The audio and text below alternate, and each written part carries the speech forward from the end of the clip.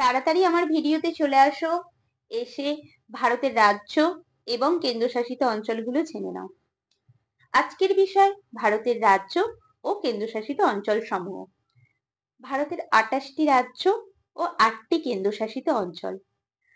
প্রথমেই যে ভারতের ম্যাপটা দেখা যাচ্ছে তাতে যে রেড কালারের আন্ডারলাইন করা আছে, এই অঞ্চলগুলো হলো কেন্দ্রশাসিত অঞ্চল। প্রথমেই আছে লাদাখ, জম্মু কাশ্মীর, চণ্ডীগড়, দিল্লি, দাদরা ও নগর হাভেলি এবং দমন ও দিউ, পুদুচেরি, আন্দামান নিকোবর দ্বীপপুঞ্জ ও লাক্ষাদ্বীপ।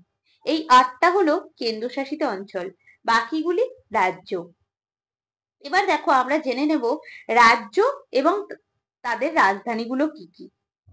প্রথমেই আসি উত্তর পূর্ব ভারতের রাজ্যগুলির রাজধানীগুলো কি কি। প্রথমেই আছে আসাম। আসামের রাজধানী দিসপুর। মেঘালয়ের রাজধানী শিলং। অরুণাচল প্রদেশের রাজধানী ইটানগর। নাগাল্যান্ডের রাজধানী কোহিমা। মণিপুরের রাজধানী ইম্ফল। মিজোরামের রাজধানী আইজল। ত্রিপুরার রাজধানী আগরতলা। তারপর দক্ষিণ ভারতের রাজ্য এবং রাজধানীগুলো জেনে নেব। দক্ষিণ ভারতের রাজ্যগুলি কর্ণাটক, রাজধানী হচ্ছে ব্যাঙ্গালোর। তামিলনাড়ুর রাজধানী চেন্নাই। অন্ধ্রপ্রদেশের রাজধানী অমরাবতী। তেলেঙ্গানার রাজধানী হায়দ্রাবাদ। কেরালার রাজধানী ত্রিভাদ্রম। গোয়ার রাজধানী পানাজি। তারপর আমরা জেনে নেব উত্তর, মধ্য, পূর্ব এবং পশ্চিম ভারতের রাজ্য ও রাজধানীগুলো। দেখো প্রথমেই আছে মহারাষ্ট্র। মহারাষ্ট্রের রাজধানী মুম্বাই। গুজরাটের রাজধানী গান্ধীনগর। রাজস্থানের রাজধানী জয়পুর। হরিয়ানার রাজধানী চণ্ডীগড়। পাঞ্জাবের রাজধানী চণ্ডীগড়। উত্তরাখণ্ডের রাজধানী দেরাদুন। উত্তরপ্রদেশের রাজধানী লখনৌ। মধ্যপ্রদেশের রাজধানী ভোপাল। ছত্তিশগড়ের রাজধানী রায়পুর। ঝাড়খণ্ডের রাজধানী রাঁচি। বিহারের রাজধানী পাটনা। পশ্চিমবঙ্গের রাজধানী কলকাতা। ওড়িশার রাজধানী ভুবনেশ্বর। সিকিমের রাজধানী গ্যাংটক। আর হিমাচল প্রদেশের রাজধানী সিমলা। তো আমরা 28টা রাজ্যের রাজধানী তো জানলাম। এবার রাজ্য এবং কেন্দ্রশাসিত অঞ্চলগুলো আলাদা কেন? দেখো কেন্দ্রশাসিত অঞ্চলগুলি রাজ্যগুলির থেকে আলাদা যে তারা সরাসরি কেন্দ্রীয় সরকার দ্বারা শাসিত হয়। তাদের নিজস্ব নির্বাচিত সরকার নেই, কিন্তু রাজ্যের কিন্তু নিজস্ব সরকার আছে, যাকে আমরা রাজ্য সরকার বলি। কিন্তু কেন্দ্রশাসিত অঞ্চলগুলির নিজস্ব নির্বাচিত কোনো সরকার নেই, তারা সরাসরি কেন্দ্রীয় সরকার দ্বারা শাসিত হয়। কেন্দ্রীয় শাসিত অঞ্চলগুলো সাধারণত রাজ্যগুলোর তুলনায় ছোট হয় এবং কম জনবহুল হয়। ভারতের কেন্দ্রশাসিত অঞ্চলগুলি দেশের অর্থনৈতিক, সাংস্কৃতিক এবং নিরাপত্তার গুরুত্বপূর্ণ ভূমিকা পালন করেছে। দেখো আন্দামান ও নিকোবর দ্বীপপুঞ্জ একটি জনপ্রিয় পর্যটন গন্তব্য। অন্যদিকে চণ্ডীগড় হলো শিক্ষা ও তথ্য প্রযুক্তির প্রধান কেন্দ্র। দিল্লি হলো ভারতের রাজধানী এবং বেশ কয়েকটি গুরুত্বপূর্ণ সরকারি প্রতিষ্ঠানের আবাসস্থল। জম্মু ও কাশ্মীর হলো একটি কৌশলগতভাবে গুরুত্বপূর্ণ অঞ্চল, যখন লাদাখ বেশ কয়েকটি সংবেদনশীল সামরিক স্থাপনা রয়েছে।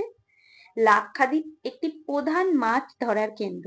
অন্যদিকে পুদুচেরি একটি জনপ্রিয় পর্যটন গন্তব্য। এবার ভারতের কেন্দ্রশাসিত অঞ্চলগুলির পরিচয় জানবো। দেখো বিবরণটা দেওয়া আছে, দেখো 8টা কেন্দ্রশাসিত অঞ্চল, এর বিবরণ দেওয়া আছে। দেখো আন্দামান ও নিকোবর দ্বীপপুঞ্জ, এর পরিচয়টা আমরা জানবো। দেখো বঙ্গোপসাগরের একদল দ্বীপ, যা তাদের সুন্দর সৈকত, প্রবাল প্রাচীর এবং রেন ফরেস্টের জন্য পরিচিত। চণ্ডীগড় এটি পরিকল্পিত শহর, যা পাঞ্জাব ও হরিয়ানা রাজ্যের যৌথ রাজধানী। দাদরা ও নগর হাভেলি এবং দমন ও দিউ ভারতের পশ্চিম উপকূলের দুটি ছোট্ট কেন্দ্রশাসিত অঞ্চল। দিল্লি ভারতের রাজধানী। দিল্লি একটি সমৃদ্ধ ইতিহাস এবং সংস্কৃতি সহ একটি মহাজাগতিক শহর। জম্মু ও কাশ্মীর উত্তর ভারতের একটি কেন্দ্রশাসিত অঞ্চল, যেখানে বিচিত্র প্রাকৃতিক দৃশ্য এবং সমৃদ্ধ সাংস্কৃতিক ঐতিহ্য রয়েছে। লাদাখ উত্তর ভারতের একটি উচ্চতার কেন্দ্রশাসিত অঞ্চল, যা এর নাটকীয় দৃশ্য ও বৌদ্ধ মাঠের জন্য পরিচিত। লাক্ষাদ্বীপ আরব সাগরের একদল দ্বীপ, যা তাদের সুন্দর সৈকত এবং প্রবাল প্রাচীরের জন্য পরিচিত। পুদুচেরি ভারতের দক্ষিণ পূর্ব উপকূলে একটি কেন্দ্রশাসিত অঞ্চল, যা ফরাসি ঔপনিবেশিক ঐতিহ্যের জন্য পরিচিত। তাহলে এই কেন্দ্রশাসিত অঞ্চলের সম্পর্কে আমরা জানলাম। এরপর আমরা জানবো এলাকা অনুসারে ভারতের বৃহত্তম এবং ক্ষুদ্রতম রাজ্য, মানে আয়তন অনুসারে। আয়তন অনুসারে ভারতের বৃহত্তম রাজ্য হলো রাজস্থান, যেটা পশ্চিম ভারতে অবস্থিত। রাজস্থানের সীমান্তবর্তী রাজ্যগুলি হলো পাঞ্জাব, হরিয়ানা, মধ্যপ্রদেশ, গুজরাট, উত্তরপ্রদেশ। পাকিস্তানের সাথেও রাজস্থানের আন্তর্জাতিক সীমানা রয়েছে। ভারতের সবচেয়ে ছোট রাজ্য হলো গোয়া। এবার আমরা জানবো ভারতের রাজ্যের সর্বোচ্চ এবং সর্বনিম্ন জনসংখ্যা।